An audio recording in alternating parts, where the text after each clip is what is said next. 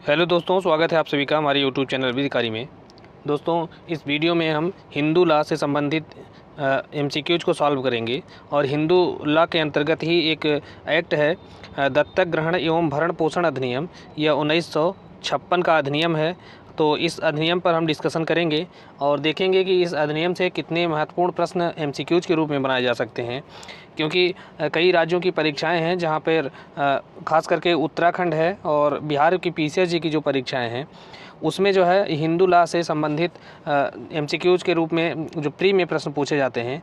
पोषण अधिनियम 1956 इसको देखेंगे। इसके पहले जो है विवाह अधिनियम पर, उत्तराधिकार पर और संरक्षकता पर जो है हमारे एमसीक्यूज जो है हमारे चैनल विधिकारी पर उपलब्ध हैं। आप उसको वहां से देख सकते हैं, सॉल्व कर सकते हैं और अपनी तैयारी को बेहतर बना सकते हैं।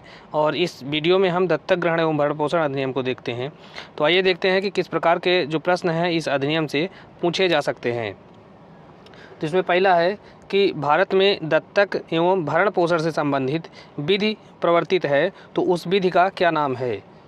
तो इस विधि का नाम जो है हिंदू दत्तक ग्रहण एवं भरण पोषण अधिनियम 1956 है।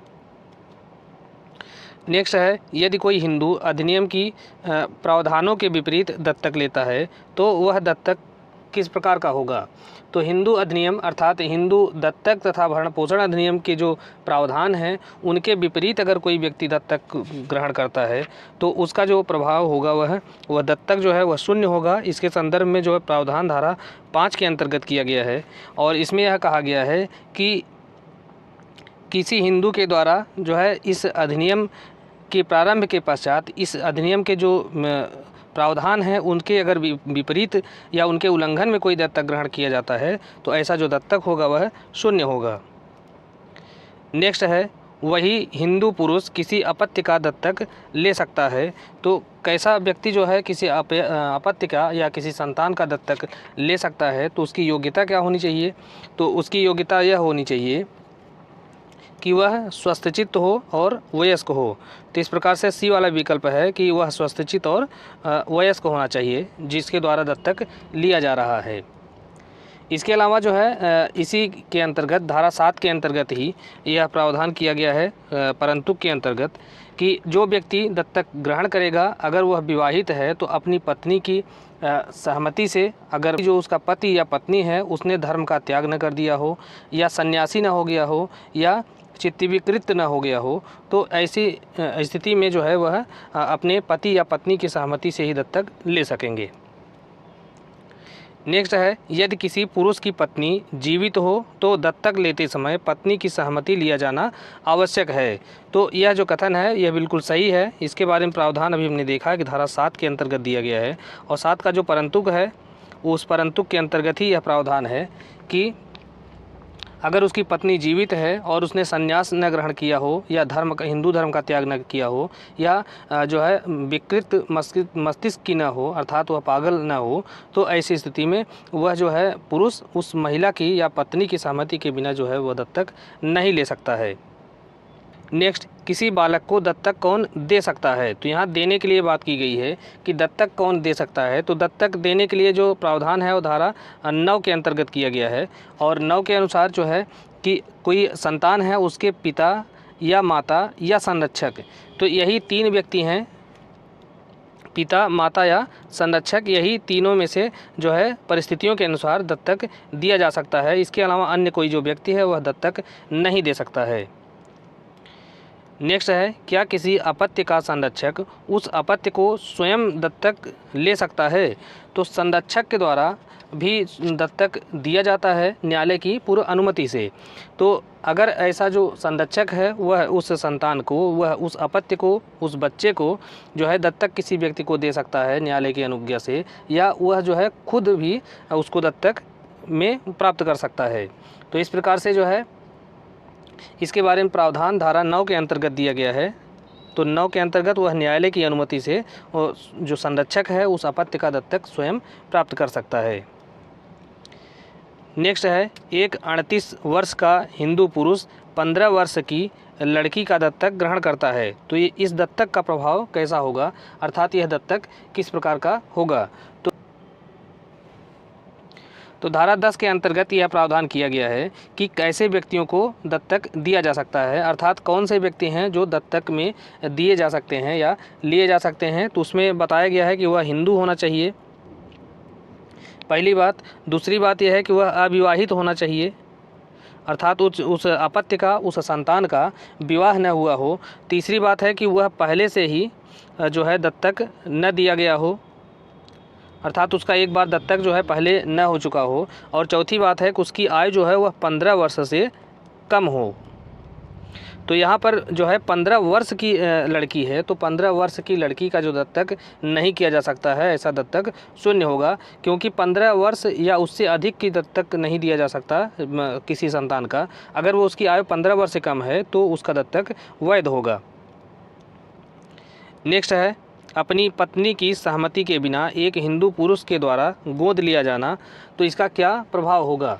तो अपनी पत्नी की सहमति के बिना जो है गोद नहीं लिया जा सकता है। अगर ऐसा जो दत्तक वो लिया जाता है तो वह शून्य होगा, क्योंकि इसके बारे में प्रावधान जो है धारा 7 के अंतर्गत दिया गया है कि जो व्यक्ति दत्तक लेता है, अगर वह विवाहित है, पुरुष हो या स्त्री हो, तो उससे जो है अपने पति या पत्नी की सहमति लेना जरूरी होता है।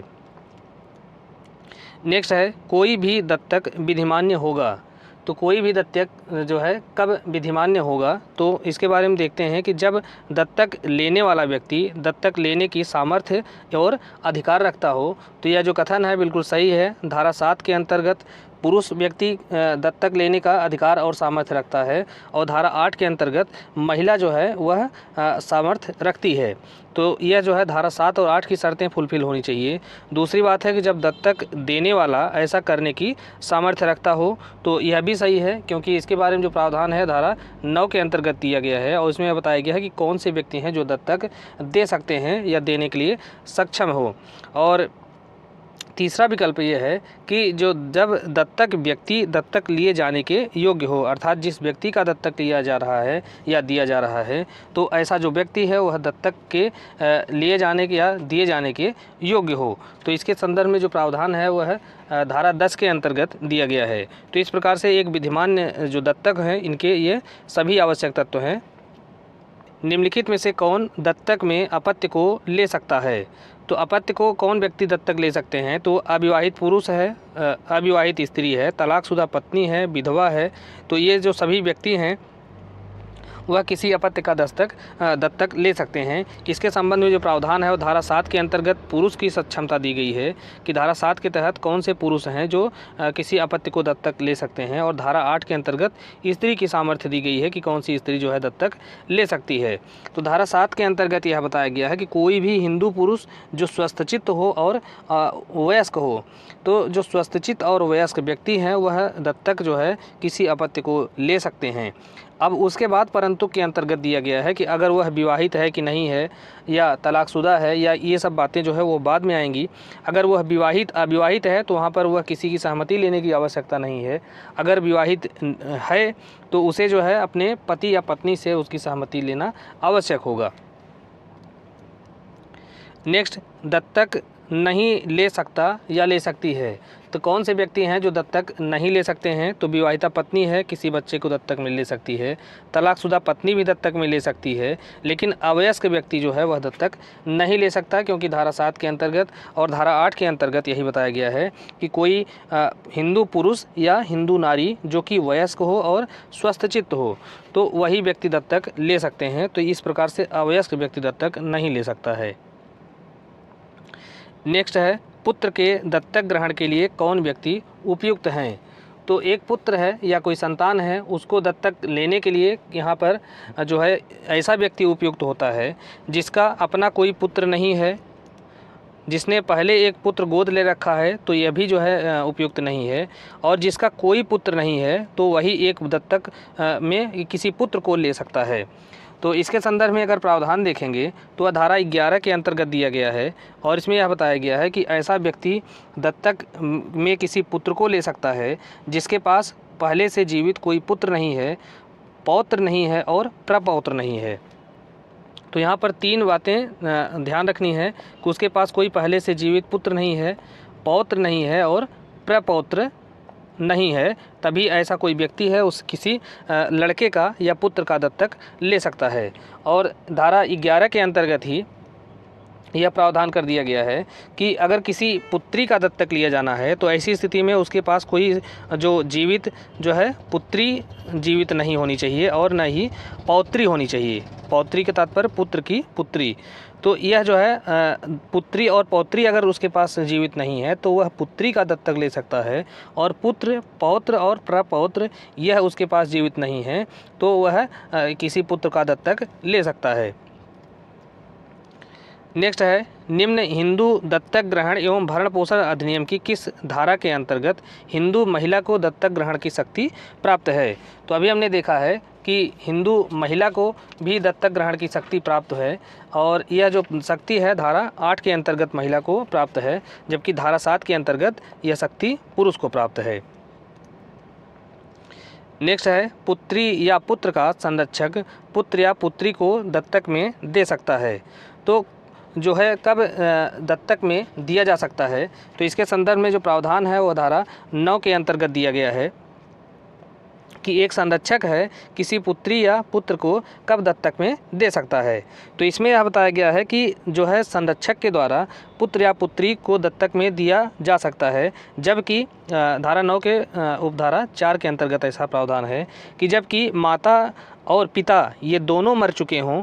दूसरी बात है कि जबकि माता पिता मर चुके हों या वो संसार त्याग चुके हों, संसार त्याग का तात्पर्य है संन्यास को धारण कर लिए हों, या उन्होंने इस संतान को त्याग दिया हो, या वो पागल हो चुके हों, तो ऐसी स्थिति में जब न्यायालय जो है अनुमति दे देता है संरक्षक को कि वह जो है उस अपत्य का या पुत्र या पुत्री का दत्तक दे सकता है, तब ऐसी स्थिति में जो संरक्षक है वह उस अपत्य को किसी व्यक्ति को दत्तक में दे सकता है या उसे स्वयं दत्तक में ग्रहण कर सकता है। तो इस प्रकार से यहाँ पर एक और बी जो है ये दोनों शर्तों का पूरा होना आवश्यक है।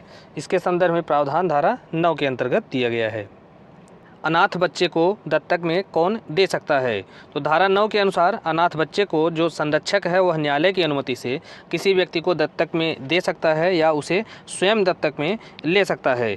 तो धारा 9 के उपधारा 4 के अंतर्गत देखेंगे तो इसमें यह प्रावधान है कि जबकि किसी संतान के माता और पिता दोनों मर चुके हों, या उन्होंने संसार का त्याग कर दिया हो, या उन्होंने अपत्य का या उस बच्चे का जो है त्याग कर दिया हो, या वे पागल हो गए हों, तो ऐसी स्थिति में जो संरक्षक होता है वह उस अनाथ बच्चे का जो है दत्तक दे सकता है।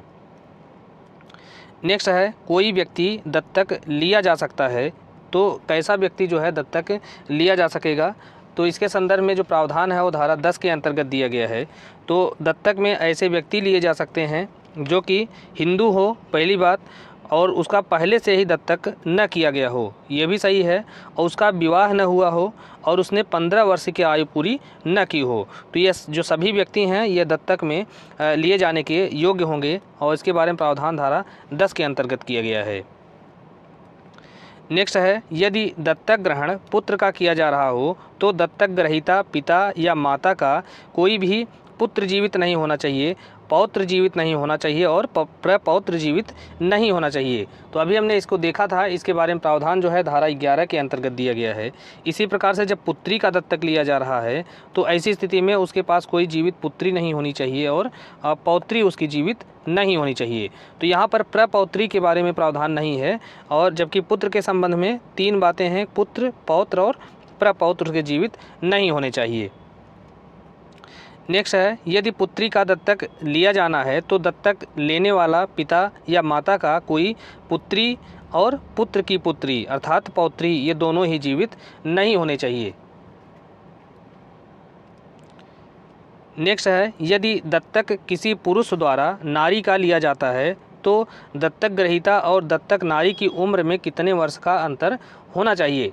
तो यहाँ पर जो है यह अंतर जो है वह 21 वर्ष का होना चाहिए, क्योंकि विपरीत लिंगी जो भी होंगे, चाहे वह पुरुष के द्वारा किसी पुत्री का या महिला का और महिला के द्वारा पुत्र का अगर दत्तक लिया जा रहा है तो इसी स्थिति में विपरीत लिंगी होने की स्थिति में यहाँ पर उम्र का जो अंतर होगा वह हमेशा 21 वर्ष होगा। तो 21 वर्ष का अंतर होना आवश्यक है। इसके बारे में जो प्रावधान है वो धारा 11 के अंतर्गत दिया गया है। नेक्स्ट है, यदि किसी नारी के द्वारा किसी पुत्र का दत्तक लिया जाता है तो दत्तक ग्रहीता नारी और दत्तक पुत्र की उम्र के बीच में हमने देखा है कि 21 वर्ष का अंतर होना चाहिए। नेक्स्ट है, दत्तक में लिया जा सकता है। तो दत्तक में पुत्र और पुत्री इन दोनों को जो है लिया जा सकता है। नेक्स्ट है, कोई भी व्यक्ति दत्तक लिए जाने के योग्य होगा यदि उसकी आयु पूरी नहीं की है। तो उसने जो है वह 15 वर्ष की आयु पूरी न की हो, तो अर्थात 15 वर्ष या उससे कम आयु का कोई व्यक्ति है तभी वह जो है दत्तक में लिया जा सकता है। लेकिन इसी में धारा 10 के खंड 4 के अंतर्गत यह प्रावधान किया गया है और धारा 10 के खंड 4 के अंतर्गत ही यह बता दिया गया है कि जबकि पक्षकारों को लागू होने वाली कोई ऐसी रूढ़ि है, प्रथा है या उनका कोई पर्सनल लॉ है जो कि यह अनुमति देता है कि 15 वर्ष की आयु या उससे अधिक के व्यक्ति को दत्तक में लिया जा सकता है, तो ऐसा जो 15 वर्ष से अधिक उम्र का जो दत्तक होगा वह वैलिड दत्तक होगा। नेक्स्ट है, निम्नलिखित कथनों में से कौन सा कथन असत्य है।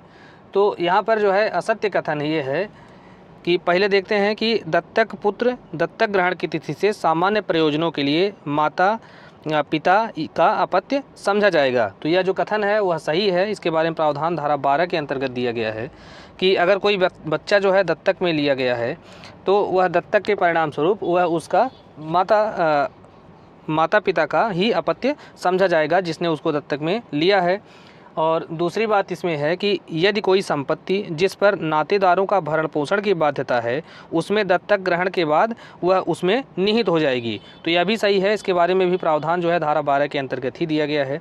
तीसरा है कि दत्तक संतान दत्तक ग्रहीता माता पिता को संपत्ति के बयान करने से रोक सकता है। तो यही जो कथन है यह सही नहीं है, क्योंकि जो दत्तक पुत्र है वह अपनी दत्तक माता पिता को अपनी जो संपत्ति है उसको व्ययन करने से या बेचने से या ट्रांसफ़र करने से रोक नहीं सकता है।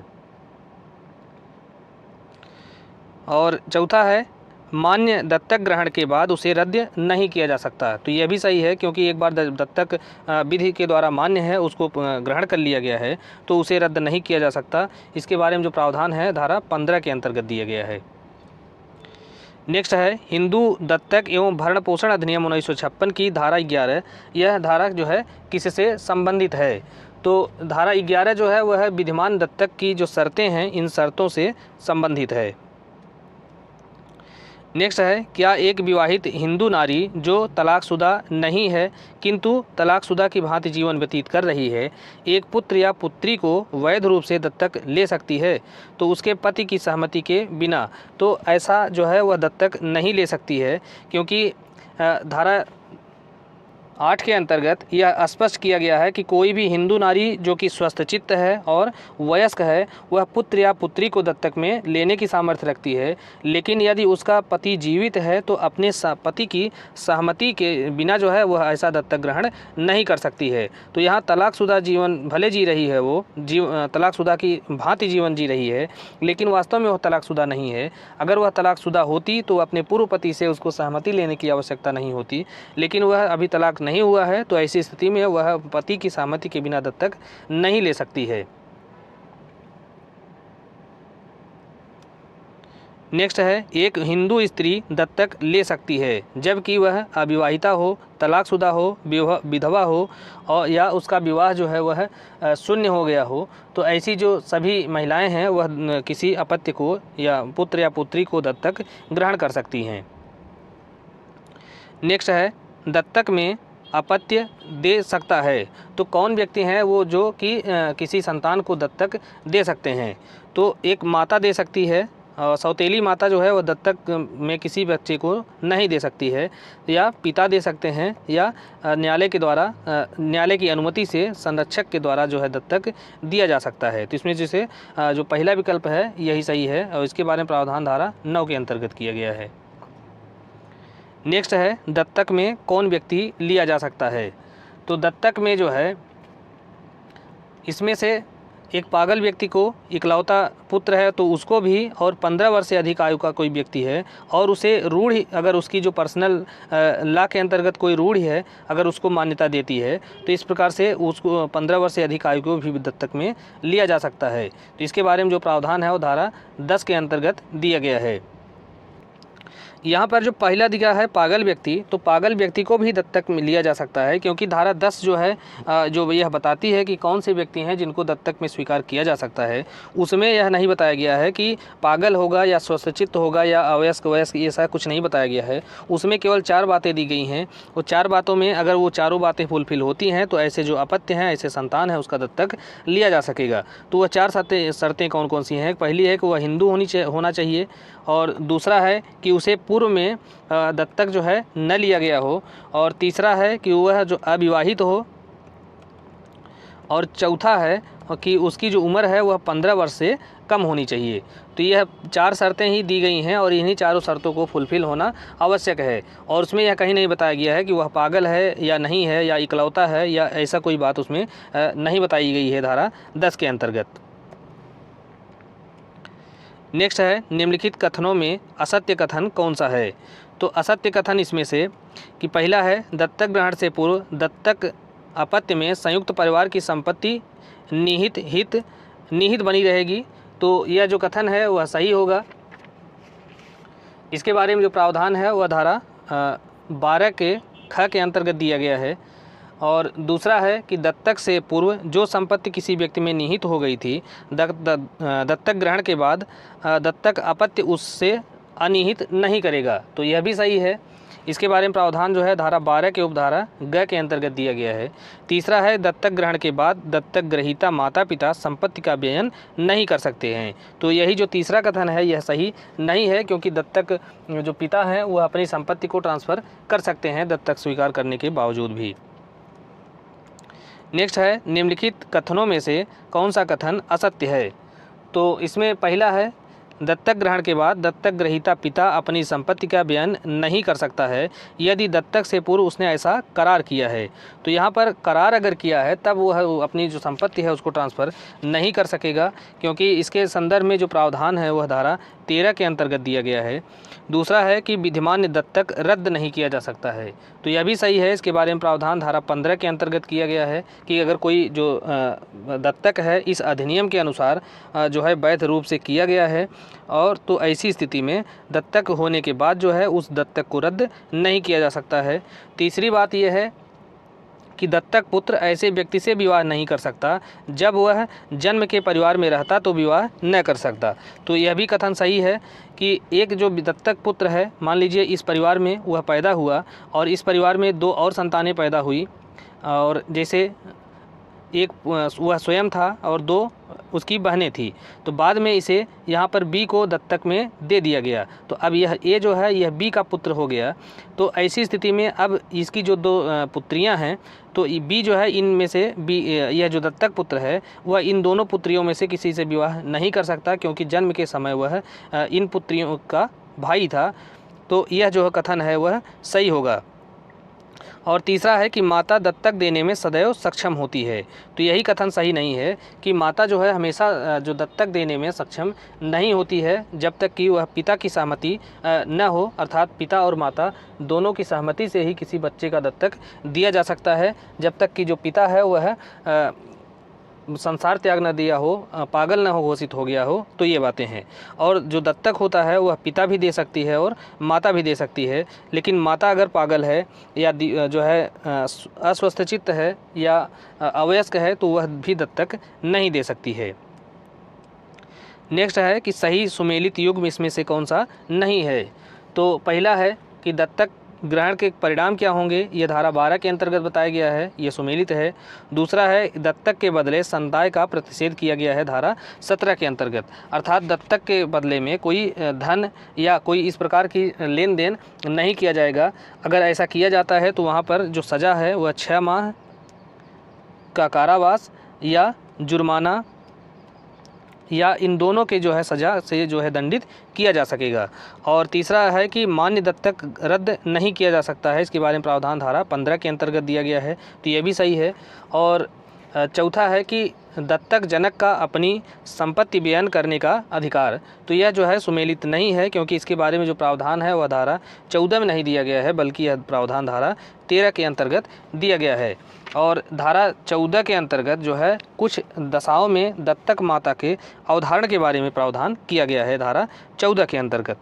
जैसे कि जब किसी हिंदू व्यक्ति ने जो है वह अविवाहित रहते हुए दत्तक प्राप्त करता है या दत्तक लेता है और बाद में वह जो है विवाह कर लेता है, तो ऐसी जो माता होगी वह उसकी सौतेली माता होगी। या अगर कोई पुरुष है वह दत्तक लेता है और उसकी एक से अधिक पत्नियां हैं, तो ऐसी स्थिति में जो सबसे पहले विवाहित स्त्री होगी वही उसकी दत्तक माता समझी जाएगी, और उससे अलग जो उसकी माताएं हैं वह सब सौतेली माता होंगी। तो इसके संदर्भ में प्रावधान जो है धारा 14 के अंतर्गत दिया गया है। तो इस विकल्प या इस प्रश्न में यह जो चौथा विकल्प है, दत्तक जनक का अपनी संपत्ति बयान करने का अधिकार, धारा 14 में नहीं है बल्कि धारा 13 के अंतर्गत दिया गया है।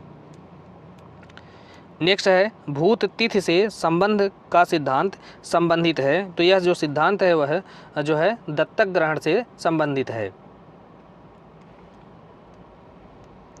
नेक्स्ट है दत्तक ग्रहण की रजिस्ट्री या इसका पंजीकरण यह किस प्रकार का है, यह वैकल्पिक है या अनिवार्य है। तो ऐसा जो रजिस्ट्री है या पंजीकरण है वह वैकल्पिक है, और इसके बारे में जो प्रावधान है वह धारा 16 के अंतर्गत दिया गया है। दत्तक ग्रहण की धारा 16 किससे संबंधित है? तो धारा 16 के अंतर्गत जो है अधिनियम के अनुकूल मान्य दत्तक ग्रहण की उपधारणा की जाती है। तो धारा 16 के अनुसार यदि दत्तक से संबंधित पंजीकृत दस्तावेज न्यायालय के समक्ष पेश किया जाता है, तो वहाँ पर न्यायालय यह उपधारणा करेगा कि वह जो दत्तक है इस अधिनियम के उपबंधों के अनुपालन में या इस अधिनियम के अनुकूल जो है वह किया गया है। नेक्स्ट है यदि कोई व्यक्ति दत्तक के प्रतिफल स्वरूप कोई संदाय देने या लेने का करार करता है तो वह किस दंड से दंडनीय होगा। तो हमने देखा है कि इसके बारे में जो प्रावधान है वह धारा 17 के अंतर्गत किया गया है। तो ऐसा जो व्यक्ति है वह दत्तक के बदले कोई धन लेने या देने का करार करता है, तो ऐसा जो उसका कार्य होगा वह ऐसे कारावास से दंडनीय होगा जो कि 6 महीने तक का हो सकेगा, या जुर्माना से या दोनों से दंडित किया जा सकेगा। नेक्स्ट है पूर्व संबंध के सिद्धांत से संबंधित वाद इसमें से कौन सा नहीं है? तो इसमें से अमरेंद्र मान सिंह बनाम सनातन सिंह का केस, सावन राम बनाम कलावती और बीना जी बनाम दादी, ये 3 केस जो है यह दत्तक ग्रहण से संबंधित हैं, जिसे पूर्व संबंध यहाँ पर बताया गया है। जबकि हनुमान प्रसाद पांडे बनाम मोहम्मद बबुई का जो केस है यह संरक्षकता अर्थात गार्जियनशिप से संबंधित है। तो यहाँ पे पूछा है पूर्व संबंध से इसमें कौन संबंधित नहीं है, तो यही वाला संबंधित नहीं है। नेक्स्ट है विधवा द्वारा दत्तक लिया गया पुत्र पति की मृत्यु की तिथि से माना जाता है। तो यह ऐसा जो है किस सिद्धांत के अनुसार उसे माना जाता है? तो उसे जो है पूर्व संबंध सिद्धांत के अनुसार माना जाता है कि उस विधवा ने उस बच्चे को दत्तक तब लिया था जबकि उसका पति जीवित था। नेक्स्ट, इस अधिनियम के अधीन पत्नी को भरण पोषण प्राप्त करने का अधिकार किन परिस्थितियों में होगा? तो इसके संदर्भ में जो प्रावधान है वह धारा 18 के अंतर्गत दिया गया है, और इसके अनुसार एक पत्नी जो है जो कि हिंदू है वह अपने पति के जीवन काल में भरण पोषण पाने की हकदार होगी। तो ऐसी जो हकदार होगी वह पति के अगर साथ रहती है तो भी वह हकदार होगी, और जबकि युक्त कारण से अगर वह अलग रहती है, जैसे पति के द्वारा क्रूरता किए जाने के कारण या किसी अन्य ऐसे उचित कारण से अगर वह पृथक रहती है तब भी वह भरण पोषण पाने की हकदार होगी। तो इस प्रकार से ये जो है डी वाला ऑप्शन सही है। नेक्स्ट है पत्नी भरण पोषण की मांग किस धारा के प्रावधान के अधीन कर सकती है? तो पत्नी जो है धारा 18 के अधीन जो है भरण पोषण की मांग करती है अपने पति से। नेक्स्ट है पत्नी पति से किन आधारों पर पृथक निवास कर सकती है और भरण पोषण की भी मांग कर सकती है?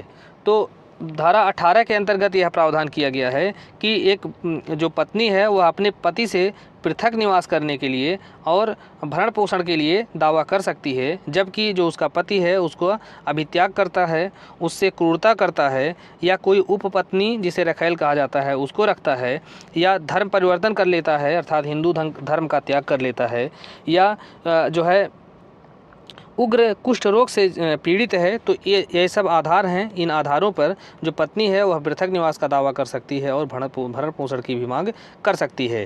तो यहाँ पर जो सभी उपर्युक्त सभी जो है यही वाला विकल्प सही होगा। है पत्नी का भरण पोषण का अधिकार कब समाप्त हो जाता है। तो इसके संदर्भ में जो प्रावधान है वो धारा 18 के खंड 3 के अंतर्गत दिया गया है और इसमें यह बताया गया है कि कोई हिंदू पत्नी यदि वह असती हो गई है अर्थात शील भ्रष्टा हो गई है या उसने धर्म का त्याग कर दिया है, धर्म परिवर्तन या अहिंदू दिया है यहाँ, तो धर्म का त्याग कर दिया है, तब भी वह जो है भरण पोषण का दावा नहीं कर सकती है अर्थात उसके जो अधिकार हैं वह समाप्त हो जाते हैं। और तीसरी बात है कि वह अपने पति से पृथक निवास कर रही थी और उसने पुनः दाम्पत्य जीवन बिताने लगी है, तो ऐसी स्थिति में भी वह उसके जो अधिकार हैं वह समाप्त हो जाते हैं। तो ये सारे जो ग्राउंड हैं यह धारा 18 के अंतर्गत दिए गए हैं। नेक्स्ट, एक विधवा पुत्र वधू भरण पोषण प्राप्त कर सकती है।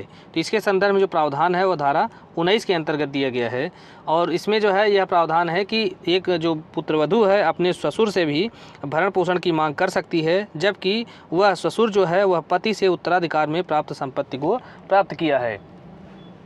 और ऐसी जो महिला है वह अपने पति या पिता या माता की संपत्ति से या अपने पुत्र पुत्री की संपदा से जो है अपना भरण पोषण करने में असमर्थ है या वह स्वयं अपने अर्जन से भरण पोषण करने में असमर्थ है, तो ऐसी स्थिति में वह अपने ससुर से दावा करेगी। तो ससुर से दावा वह तभी कर सकेगी जबकि ससुर के कब्जे में उसके जो सहदायकी वाली संपत्ति है, जो कि उसके पति के हिस्से की संपत्ति है, वह ससुर के कब्जे में है, तो ऐसी स्थिति में वह ससुर से भरण पोषण का दावा कर सकेगी।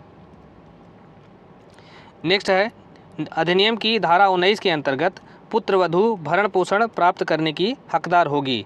तो वह जो है अपने पति की संपदा से जो है भरण पोषण प्राप्त करने की हकदार होगी और जब उसके पति की जो संपदा है वह उसके ससुर के हाथों में है तभी जो है वह उनसे दावा कर सकेगी। नेक्स्ट, हिंदू विधि में एक ससुर अपनी विधवा बहू को भरण पोषण देने के लिए बाध्य है। तो ऐसा जो है बाध्यता कब होगी अर्थात वह इस तरह से कब बाध्य होगा, जबकि उसने सहदायकी संपत्ति में जो उसके पति की जो संपत्ति है वह उस व्यक्ति के पास है, तो ऐसी स्थिति में वह अपनी विधवा जो बहू है उसका भरण पोषण करने के लिए बाध्य होगा। नेक्स्ट है, हिंदू दत्तक एवं भरण पोषण अधिनियम की धारा 19 किससे संबंधित है। तो यह जो है धारा 19 यह संबंधित है विधवा पुत्रवधू के भरण पोषण से। नेक्स्ट है, आश्रित भरण पोषण किससे प्राप्त कर सकते हैं। तो आश्रित जो है वह भरण पोषण प्राप्त करेंगे जो मृत व्यक्ति की संपत्ति उत्तराधिकार में प्राप्त किए हैं, उन्हीं से वह भरण पोषण की मांग कर सकते हैं। इसके संदर्भ में जो है धारा 22 के अंतर्गत प्रावधान किया गया है। नेक्स्ट है, आश्रितों के भरण पोषण के संबंध में उत्तराधिकारियों का दायित्व किस सीमा तक होगा। तो संयुक्त एवं पृथक उनका जो दायित्व होगा, लेकिन उत्तराधिकार में प्राप्त संपत्ति की सीमा तक ही वह भरण पोषण के लिए दायित्व के अधीन होंगे, उससे अधिक नहीं। नेक्स्ट है, आश्रित तभी भरण पोषण की मांग कर सकते हैं जब उन्हें मृत व्यक्ति की संपत्ति जो है वह उत्तराधिकार में प्राप्त हुई हो, तभी वह जो है भरण पोषण जो है करने के लिए दायित्वाधीन होंगे, अन्यथा नहीं।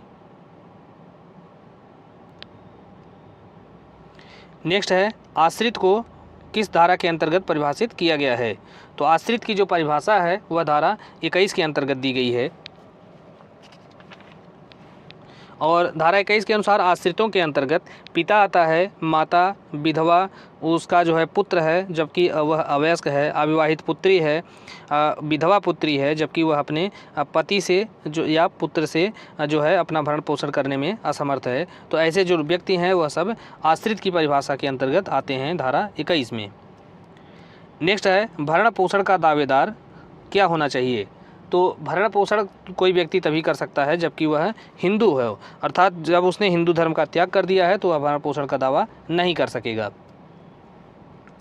नेक्स्ट है, एक व्यक्ति एक संपदा छोड़कर मर जाता है और उस संपदा से आश्रितों द्वारा भरण पोषण का दावा किया जाता है। तो मृतका ने ऋण भी लिया है, तो इस संबंध में सत्य कथन क्या होगा। तो यहाँ पर जो है एक व्यक्ति है जो कि कुछ संपत्ति छोड़कर मर जाता है, तो ऐसी स्थिति में उस संपत्ति से आश्रित जो है उस संपत्ति से भरण पोषण का दावा करते हैं। तो और एक बात यहाँ और भी है कि जो मृतक है उसने कर्ज भी लिया है, तो इस संबंध में जो पहले के जो ऋण होंगे अर्थात जो उसके कर्ज हैं उनका संदाय सबसे पहले किया जाएगा, उसके बाद जो है भरण पोषण इन सब का संदाय किया जाएगा। तो इस प्रकार से यहाँ पे जो पहला विकल्प है यही सही है। इसके संबंध में जो प्रावधान है वो धारा 26 के अंतर्गत दिया गया है। और धारा 26 में यह बताया गया है कि ऋणों को पूर्विकता दी जाएगी, अर्थात ऋण जो है वह भरण पोषण के दावों पर जो है वरीयता प्राप्त करेंगे। नेक्स्ट है, इस अधिनियम के अधीन आश्रित का भरण पोषण का दावा मृतक की संपदा पर यह किस प्रकार का दावा होगा? तो यह एक भार होगा जब मृतक की वसीयत के द्वारा भार सृष्ट किया गया हो। तो इसके बारे में प्रावधान जो है धारा 27 के अंतर्गत दिया गया है। नेक्स्ट है, ऐसी संपत्ति अंतरित कर दी जाती है जिसे आश्रित को भरण पोषण का भार है। तो इस संबंध में इसमें से कौन सा कथन सही है? तो पहला है, यदि अंतरिती को इस भार की सूचना है तो उससे भरण पोषण की मांग कर सकता है। तो यह जो है सही है। इसके बारे में प्रावधान धारा 28 के अंतर्गत दिया गया है। दूसरा है कि यदि अंतरिती को सूचना नहीं है और संपदा को मूल्य देकर खरीदा है तो उससे भरण पोषण की मांग जो है आश्रित नहीं कर सकता है। तो यह भी सही है। इसके बारे में भी प्रावधान धारा 28 के अंतर्गत ही दिया गया है। तीसरा है कि यदि बिना प्रतिफल का अंतरिती है तो उससे भरण पोषण की मांग कर सकता है। तो इस प्रकार से ये जो सारे विकल्प हैं ये सही हैं धारा 28 के अनुसार। नेक्स्ट है, मृतक की संपदा पर किसी आश्रित का भरण पोषण का भार होगा, जबकि तो ऐसा जो भरण पोषण का भार कब होगा? तो इसके संदर्भ में जो प्रावधान है वह धारा 27 के अंतर्गत दिया गया है कि भरण पोषण का भार कब होगा, किन परिस्थितियों में होगा। तो पहला है कि मृतक की विल के द्वारा भार अगर सृष्ट किया गया है, विल अर्थात वसीयत के द्वारा, तो होगा। और दूसरा है कि न्यायालय की डिक्री के द्वारा अगर कोई भार सृष्ट किया गया है तो वहाँ पर भी जो है आश्रित का भरण पोषण का भार होगा। तीसरा है कि आश्रित और संपदा के स्वामी के बीच करार के द्वारा या अन्यथा अगर कोई भार सृष्ट किया जाता है तो वहाँ पर भी मृतक की संपदा पर आश्रित का भरण पोषण का भार होगा। तो इस प्रकार से ये जो सभी विकल्प हैं यह सही हैं। और नेक्स्ट, किसी ऐसी संपदा को अंतरित कर दिया जाता है जिस पर आश्रित का भरण पोषण का भार है, तो आश्रित कब अंतरिती अर्थात क्रेता से भरण पोषण मांग सकता है? तो ऐसा जो भरण पोषण तब मांग सकता है जबकि वह बिना प्रतिफल के संपत्ति को खरीदा है या संपत्ति को प्राप्त करता है, और जब उसे ऐसे भार की सूचना है। तो इन दोनों ही स्थितियों में जो आश्रित हैं वह क्रेता से भरण पोषण की मांग कर सकेंगे। इसके बारे में प्रावधान धारा 28 के अंतर्गत दिया गया है।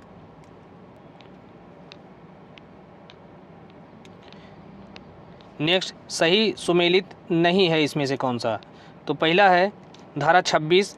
तो धारा 26 के अंतर्गत ऋणों को पूर्विकता दी जाएगी भरण पोषण पर, तो इसके बारे में प्रावधान है, ये सही सुमेलित है। दूसरा है धारा 27। तो धारा 27 के अंतर्गत मृतक की संपदा पर आश्रितों के भरण पोषण का भार होगा, यह भी सुमेलित है। तीसरा धारा 28 है, इसमें आश्रितों को अंतरिती के विरुद्ध भरण पोषण के अधिकार को प्रवर्तित कराने का अधिकार दिया गया है, तो यह भी सही है। और चौथा है धारा 25। तो धारा 25 के अंतर्गत परिस्थितियों में तब्दीली होने पर भरण पोषण के रकम में परिवर्तन किए जा सकने के बारे में प्रावधान किया गया है। तो इसी प्रकार से यही जो सुमेलित नहीं है। और भरण पोषण के दावेदार को हिंदू होना चाहिए, तो इसके संदर्भ में जो प्रावधान है यह धारा 25 में नहीं है बल्कि धारा 24 के अंतर्गत दिया गया है। नेक्स्ट है, अधिनियम की धारा 20 के अंतर्गत निम्नलिखित में से कौन भरण पोषण का हकदार नहीं होगा? तो भरण पोषण का हकदार इसमें जो निसंतान सौतेली माता है वह होती है, अवयस्क अविवाहित पुत्री होती है और वयस्क विवाहित पुत्री ये दोनों होती हैं, और अधर्मज अवयस्क जो संतान हैं यह भी जो है हकदार नहीं होते हैं बल्कि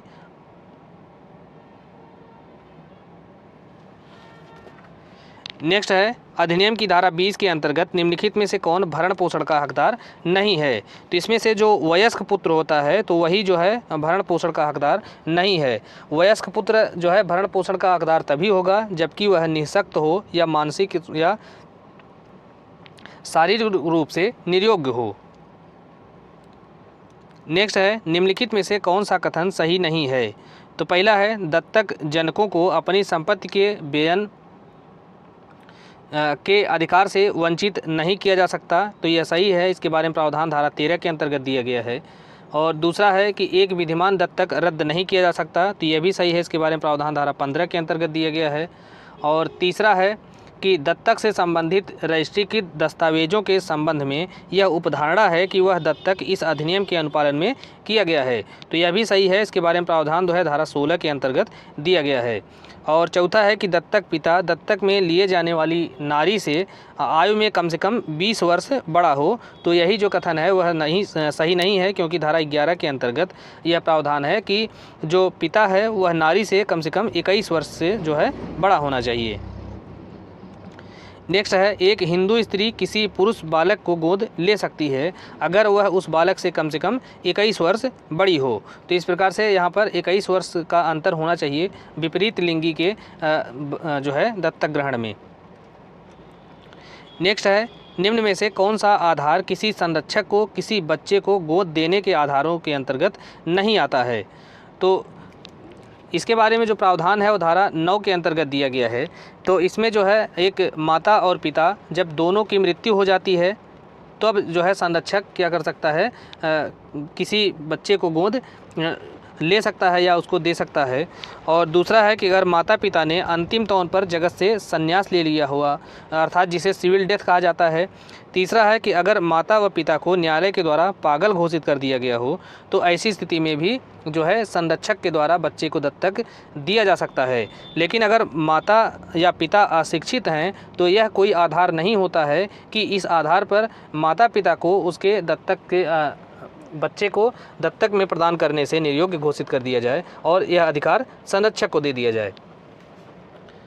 तो दोस्तों, इस प्रकार से इस वीडियो में हमने इस अधिनियम को कंप्लीट कवर किया है और लगभग सभी सेक्शन इसमें कवर हो गए हैं और उससे संबंधित जो भी प्रोविज़न है वो सारे प्रोविज़न हमने देख लिया है और उनको हमने MCQs के फॉर्मेट में आपके समक्ष जो है इसको प्रस्तुत किया है। तो पूरी उम्मीद होगी कि यह जो वीडियो होगा आपकी तैयारी के लिए काफ़ी हेल्पफुल होगा और आप इस चैनल पर बने रहिए और इस प्रकार के और भी वीडियो पाने के लिए हमारे चैनल को सब्सक्राइब कीजिए, वीडियो को लाइक कीजिए और अपने दोस्तों के साथ भी शेयर कीजिए, जिससे हम समय समय पर और भी जो वीडियो और कंटेंट जो है आपको प्रोवाइड कराएं तो उसकी आपको सूचना मिल सके और हमको भी मोटिवेशन मिल सके।